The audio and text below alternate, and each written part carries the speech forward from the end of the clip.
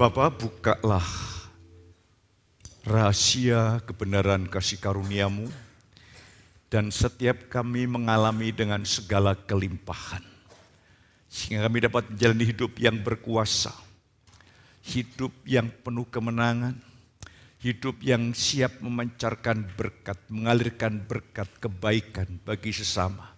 Untuk itu Engkau telah panggil kami, Engkau telah perlengkapi, dan kami bersyukur Bapa.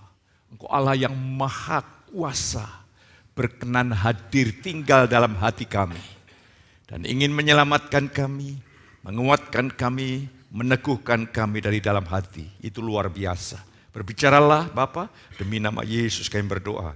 Haleluya, amin. Saya silakan duduk kembali. Shalom.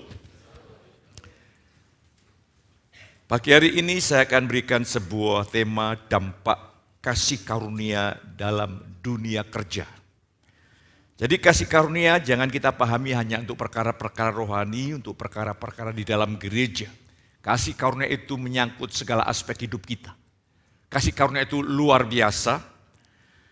Dan saya percaya ketika saudara hidup dalam kasih karunia secara real,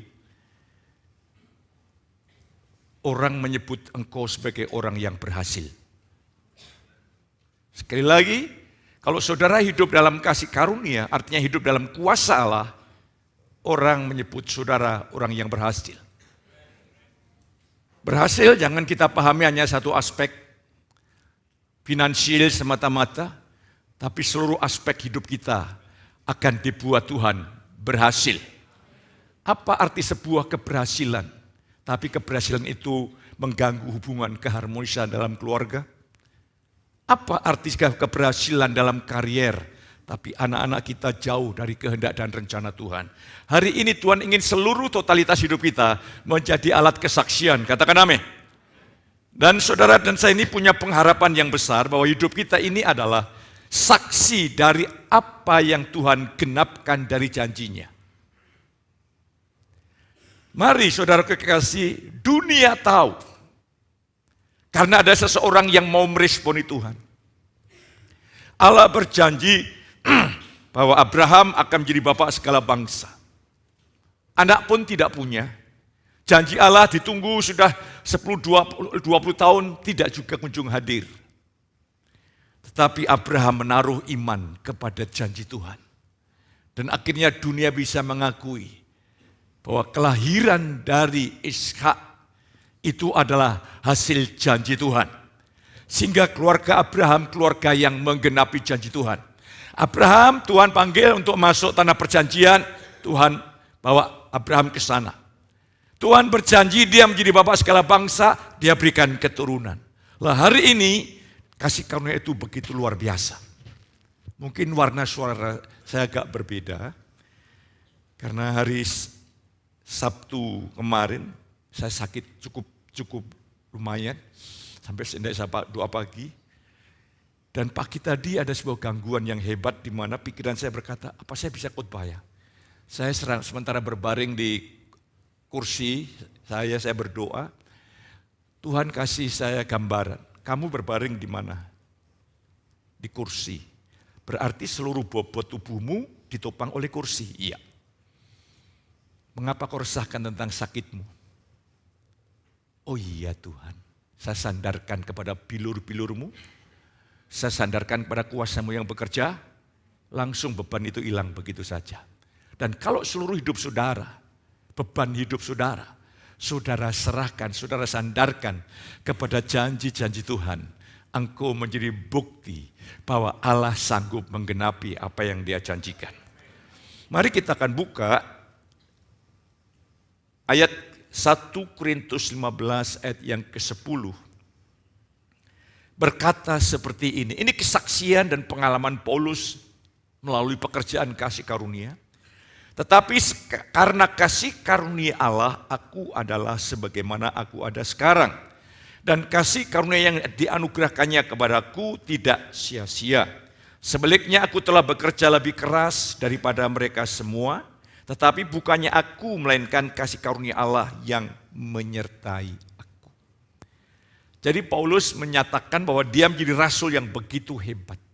Ya, Rasul yang saya boleh katakan tidak tertandingi. Dia berkata dengan rendah hati, itu semua terjadi karena kasih karunia. Lah kalau kasih karunia yang sama bekerja dalam hidup saudara, dia berkuasa membuat engkau orang biasa menjadi luar biasa. Orang yang tidak berpengaruh menjadi berpengaruh. Lah mari saya ingin ajak saudara untuk melihat kebenaran demi kebenaran. Mau hubungannya kasih karunia dan dunia kerja. Manusia dicipta segambar dengan Allah. Pertama, Allah adalah pekerja yang mulia.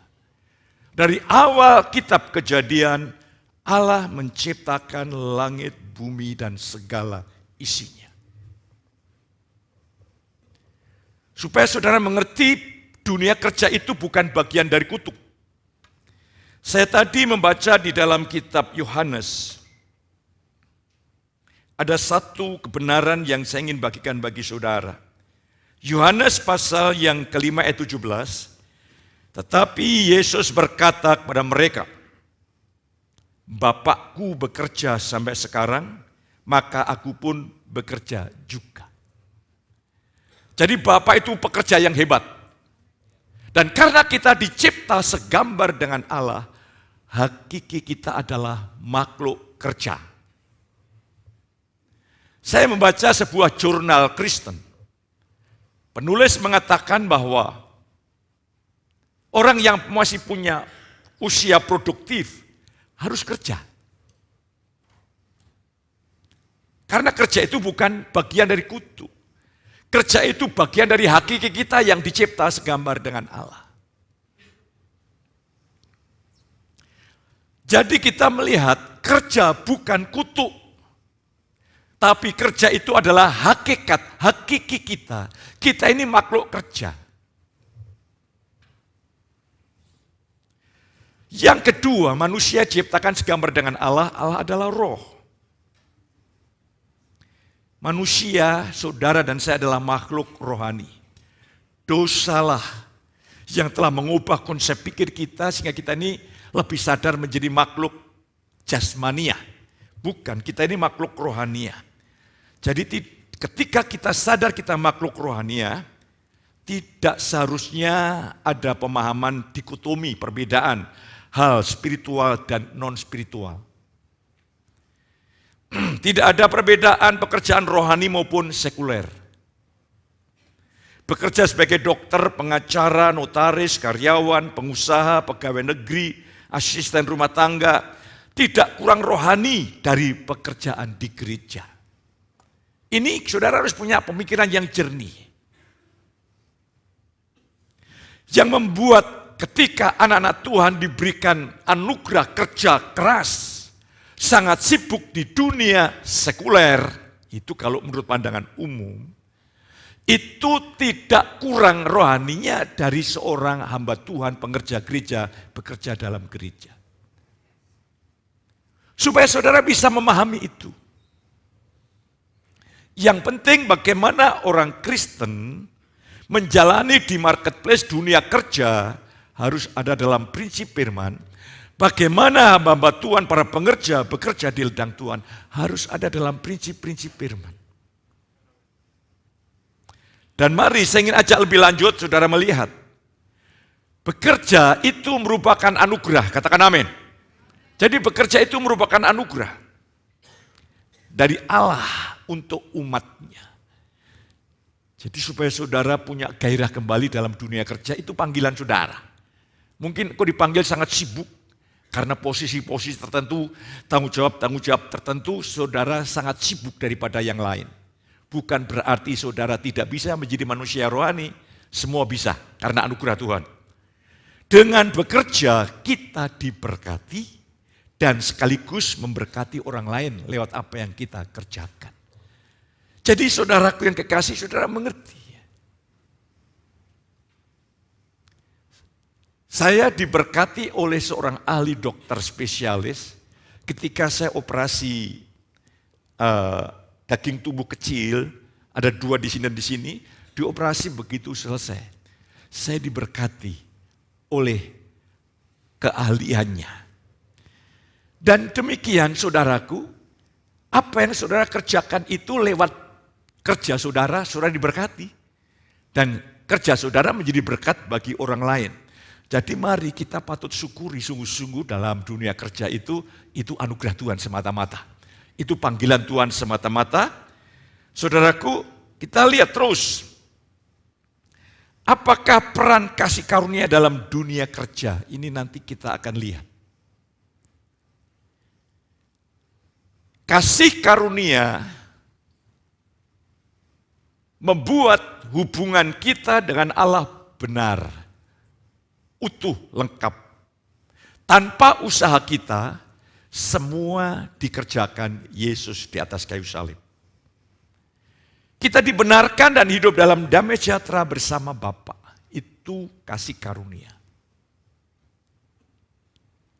Ketika orang Kristen hidup di dalam kasih karunia, mereka akan memiliki fokus dalam dunia kerja dan akan memiliki vitalitas dalam dunia kerja, dan tentunya mereka akan berkreasi tinggi, mereka akan sangat produktif. Tidak heran promosi pasti datang.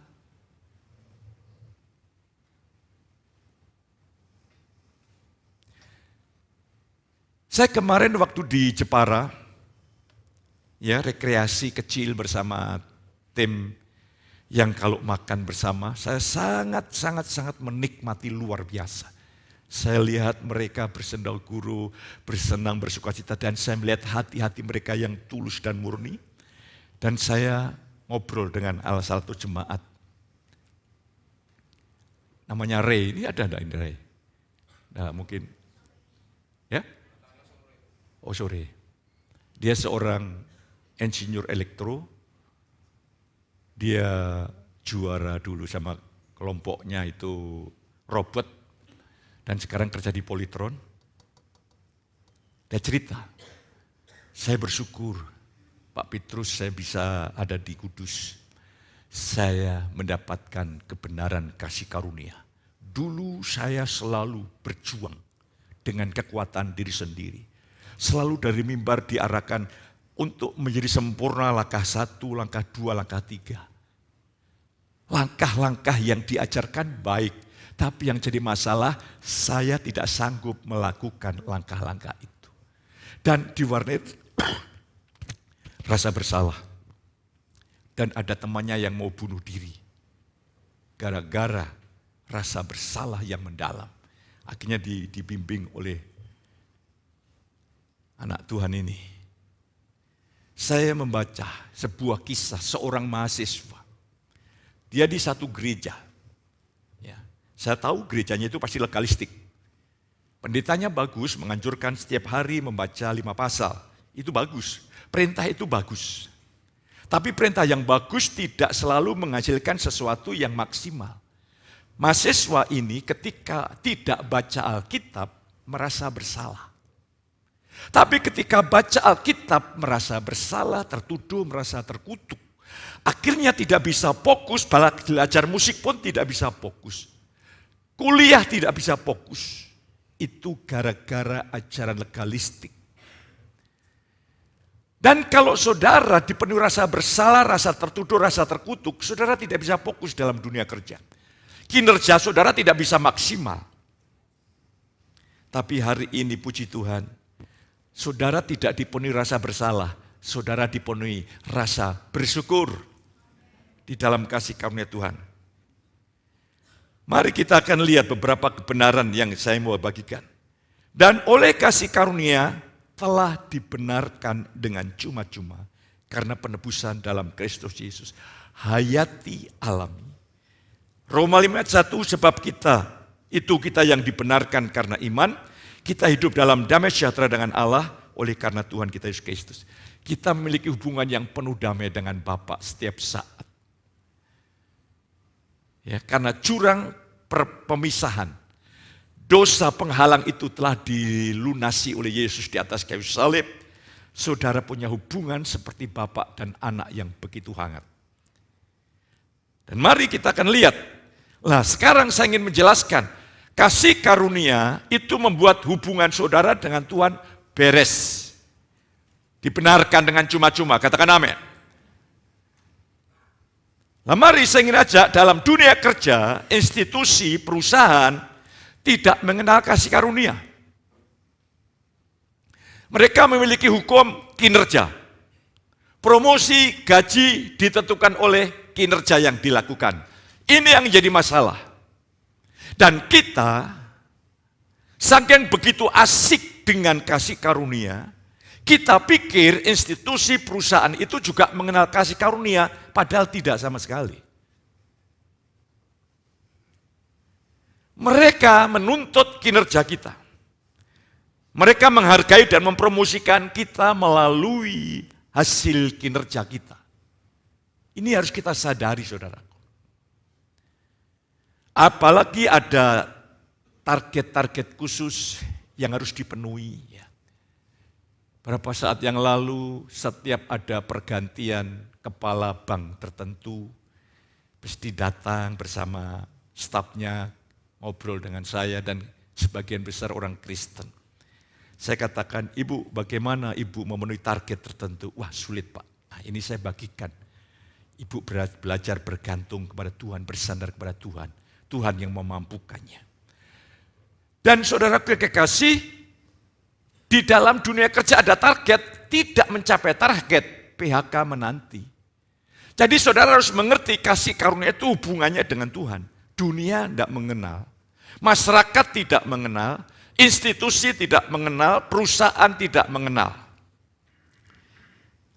Tapi saudara harus tahu juga, pelayanan di gereja itu juga ada tuntutannya loh. Hubungan dengan Tuhan beres. Hubungan dengan manusia belum beres. Allah menuntut iman.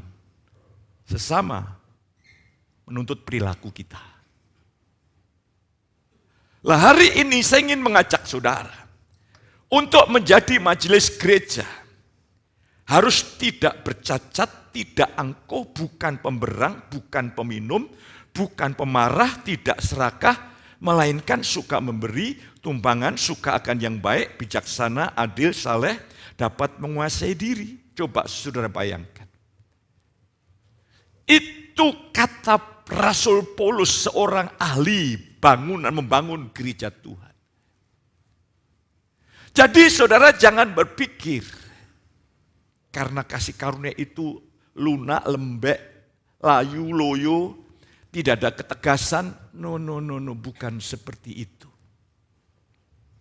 Sebab sebagai pengatur rumah Allah, seorang pemilik jemaat harus tidak bercacat. Tidak angkuh, bukan pemberang, bukan peminum, bukan pemarah, tidak serakah, melainkan suka memberi dan lain sebagainya. Rasul Paulus itu hebat. Aku tidak mau menjadikan diriku sandungan bagi mereka. Saya cari kata sandungan itu apa. Saya coba cari. Saya punya nenek yang pintar, saudaraku. Namanya Mbah Google. Saya cari, apa arti sandungan? Dijelaskan di dalam dunia kekristenan. Saya menjadi halangan, rintangan untuk orang sungguh-sungguh datang kepada Tuhan. Untuk orang sungguh-sungguh maju dalam Tuhan, saya bisa menjadi sandungan, halangan. Wih, jadi tidak bisa kasih karunia itu seenak saya sendiri, gaya hidup saya ini batu sandungan atau tidak. Paulus katakan, sebisa mungkin aku akan memenangkan banyak orang untuk Kristus. Itu sebuah kasih karunia yang lengkap, utuh, dan menjadi berkat yang luar biasa. Apakah peran kasih karunia dalam dunia kerja? Mari saudaraku. Peran kasih karunia sangat ajaib dan luar biasa. Sekali lagi, peran kasih karunia sangat ajaib dan luar biasa. Amin. Roh Allah yang ada di dalam kita memampukan kita untuk hidup dengan benar. Kalau menurut dunia memiliki karakter yang luar biasa. Saya akan jelaskan dulu di dalam Yeskiel. Rohku akan kuberikan diam di dalam batinmu, dan aku akan membuat kamu hidup menurut segala ketetapanku. Luar biasa. dan tetap berpegang pada peraturan-peraturanku dan melakukannya. Apa artinya? Kasih karunia itu kalau saya simpulkan, kasih Allah kepada umat manusia untuk menyelamatkannya, dia datang di dalam Yesus.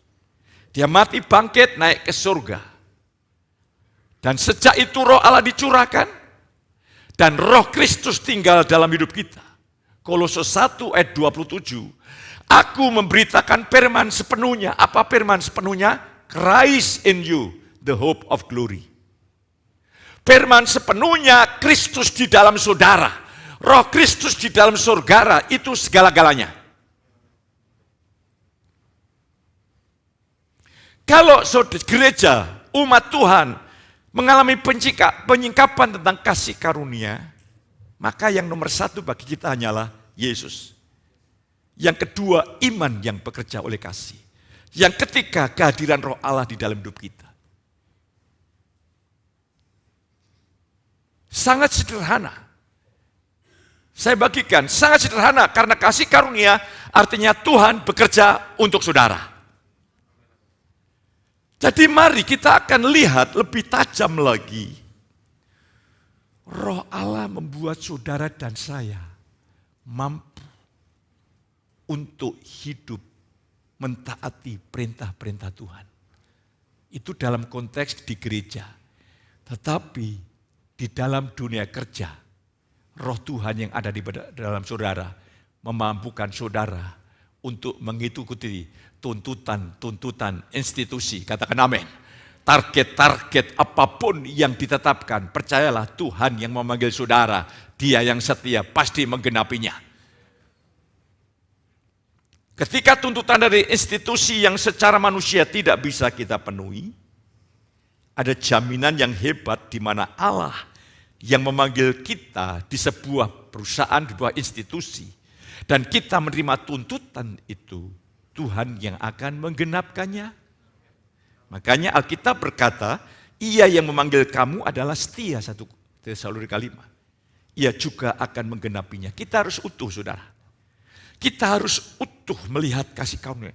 Saya diajar banyak Tuhan oleh anugerah lewat persekutuan, lewat intuisi.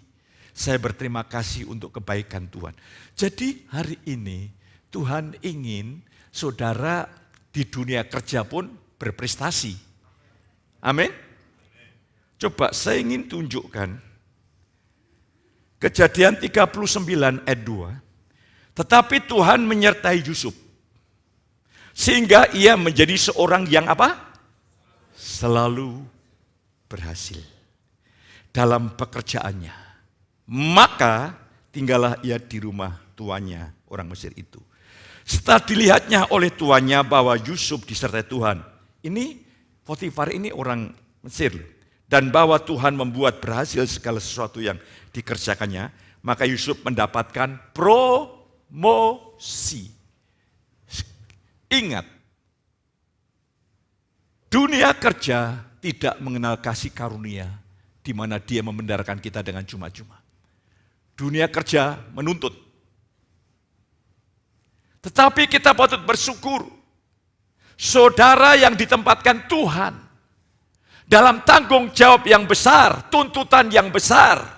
Tuhan yang memanggil saudara, Dia setia. Dia akan menggenapi. Dan kalau Tuhan bekerja, prinsipnya begini loh. Tuhan bekerja di dalam dan lewat saya.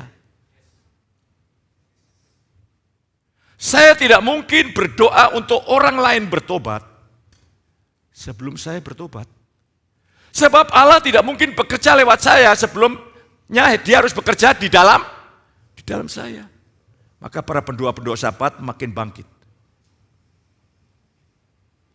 Tidak mungkin saya ingin membawa jemaat masuk Kanaan kalau saya belum masuk di Kanaan. Karena prinsipnya Tuhan selalu bekerja di dalam saya, baru lewat saya. Makanya Paulus katakan, ikutlah teladanku. Ya.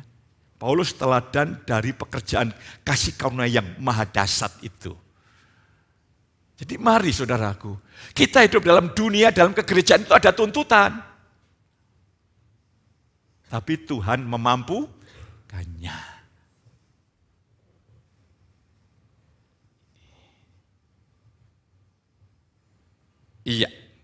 Kita akan terusin saja.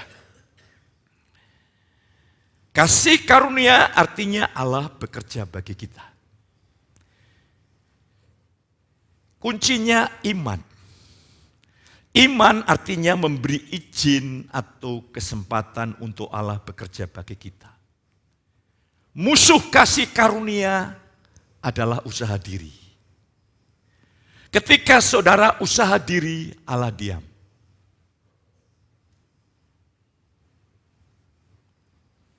Tapi ketika kita berserah penuh, Tuhan bekerja.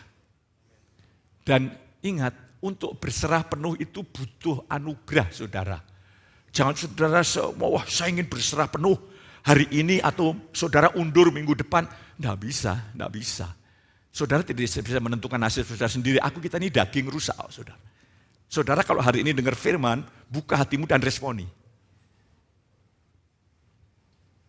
Iman artinya memberikan izin atau kesempatan untuk Allah bekerja bagi kita. Nah kalau Tuhan bekerja luar biasa. Ketika kita menaruh iman kepadanya untuk mengenapi janjinya, Ia pasti bekerja. Ini yang saya bagikan. Pengalaman ini yang saya mau bagikan bagi saudara. Ya. Akhirnya, saudara harus menyadari, akulah pokok anggur dan kamu ranting. Apa yang bisa dilakukan ranting? Apakah saya mau tanya, apakah ranting bisa menjaga dirinya sendiri? Tidak bisa. Kelembapan, nutrisi yang dibutuhkan, menghadapi cuaca apapun, itu adalah hasil pekerjaan pokok anggur. Saya tidak bisa menjagai saya sendiri, tidak bisa. Tapi puji Tuhan, Yesaya 27, Tuhan adalah penjagamu. Supaya kamu tidak diganggu, Ia menjagai kamu siang dan malam. Ia akan terus mengalirkan air senantiasa. Lah saudara kalau bergantung firman dengan ketenangan, saudara akan menikmati, mengalami pertumbuhan rohani yang luar biasa. Saudara lama-lama akan bisa mengerti isi hati Tuhan lebih dalam dan lebih dalam dan lebih dalam. Nah hari ini, ketika saudara bergantung sama Tuhan, hidup dalam kasih karunia dalam dunia kerja, saudara bukan menjadi troublemaker, ya, menjadi pembuat masalah. Saudara menjadi problem solver, penyelesai. Yusuf dipanggil di Mesir menjadi penyelesai di dunia Mesir pada waktu itu. Daniel, dia seorang tawanan, ditawan dari Babel, dari Yehuda dibawa ke Babel. Dia menjadi problem solver di Babilonia. Masalah-masalah sulit, orang-orang hebat tidak bisa menyelesaikannya. Tuhan bekerja lewat Daniel, semua bisa terselesaikan. Sebetulnya potensi saudara di dalam Yesus itu ya potensinya Yesus sendiri. Luar biasa. Hanya iman kita ini seringkali kita tidak melihat potensi Yesus, melihat potensi diri. Makanya saudara ketakutan, resah, gelisah. Ya. Sesuatu yang luar biasa yang mustahil secara manusia. Ketika Tuhan bekerja, baginya tidak ada perkara yang mustahil. Ya. Saya teringat di sini. Ketika Yosua nanya Mas Tio itu, dia baca warta. Saya lihat tuh dalam hati saya bicara, itu jenderal itu. Tidak berapa lama, Mbak Yun mengajak ke rumah saya, Om doakan untuk masuk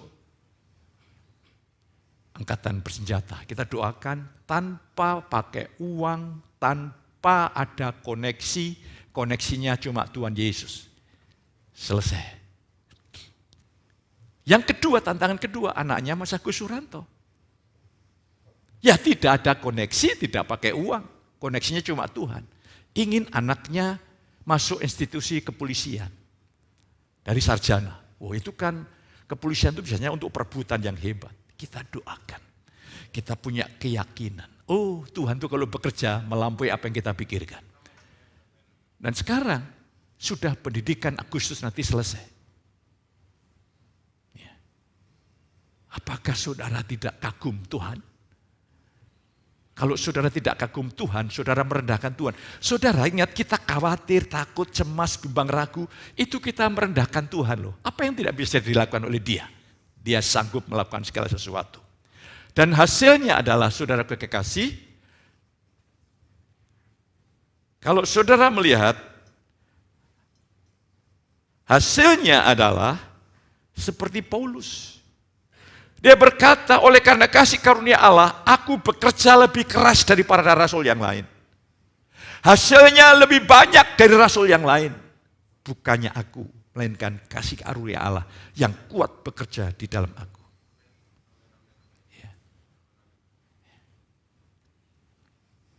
Ketika dengan iman kita mempercayakan Tuhan untuk menjalani hidup dan bekerja di dalam dan melalui kita, hasilnya melampaui apa yang kita pikirkan dan kita doakan. Makanya sekarang saudaraku, sediakan waktu-waktu untuk bersekutu dengan Tuhan. Ya. Jangan kita isi hanya di kepala, tapi kita isi batin, intuisi kita makin berkembang. Intuisi kita makin berkembang, intuisi kita makin berkembang. Saudara bisa menangkap segala sesuatu dari apa yang seharusnya. Begitu saja bisa menangkap. Itu ajaib, itu dahsyat. Dan kasih karunia tidak jauh ada bersama dengan kita. Orang Kristen itu dibingungkan ya, wah kalau ingin doanya jos ke taman doa di tempat tertentu. Lah saudaraku, itu kan agamawi itu. Tuhan di dalam saudara. Ya. Tuhan di dalam saudara. Dan Dia ingin bekerja di dalam saudara, merombak hidup saudara, supaya Tuhan bisa bekerja lewat saudara. Dia rombak. Paulus berkata begini, aku tidak tawar hati, meskipun manusia lahiriah kami semakin merosot, manusia batinnya kami dibaharui. Apa artinya? Roh Tuhan akan bekerja sehingga engkau memiliki tujuan saudara selaras dengan tujuan kekal Kristus. Kau punya nilai, prioritas, fokus yang makin seirama dengan Kristus. Itu manusia baru kita ini makin dibaharui, makin segambar dengan Yesus. Itu pekerjaan kasih karunia semata-mata. Jadi mari jemaat, kasih karunia bukan sekedar Kristus mati atas kayu salib. Lewat kebangkitan kenaikan ke surga, rohnya dicurahkan dan Kristus tinggal di dalam saudara. Itu adalah pengharapan akan kemuliaan. Besok kalau Yesus datang kedua kali, kita mengalami kemuliaan yang sangat hebat. Tubuh jasmani kita diubah dalam tubuh kebangkitan. Tapi sekarang kebangkitan rohani sedang terjadi luar biasa.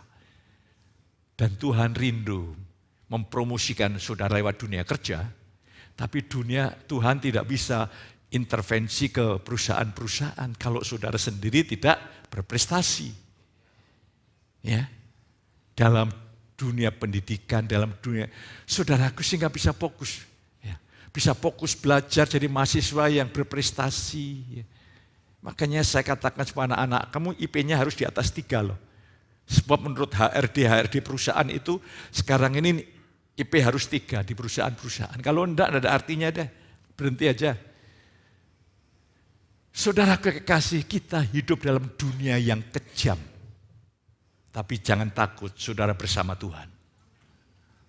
Fokus kita Tuhan bukan dunia. Dunia menuntut, iya.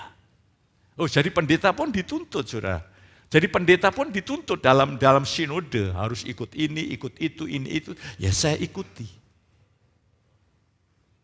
Lah hari ini bersyukurlah oleh anugerah Tuhan, saudara mengalami kemurahan Tuhan yang luar biasa. Tuhan memberkati. Sebagai ranting setiap saat saudara bisa menikmati gelombang kasih Bapa, gelombang kuasa Bapa. Dan itu akan mengalir lewat saudara, akan memberkati banyak orang. Tuhan memberkati hidupmu, keluargamu, usahamu, semua ada dalam anugerah Tuhan. Angkat tangan saudara. Pagi hari ini, pulanglah penuh dengan sukacita di dalam berkat Bapa. Kasih sayang Tuhan Yesus lewat persekutuan Roh Kudus boleh melimpahi saudara ini pagi sampai selama-lamanya. Yang diberkati katakan kepada saya,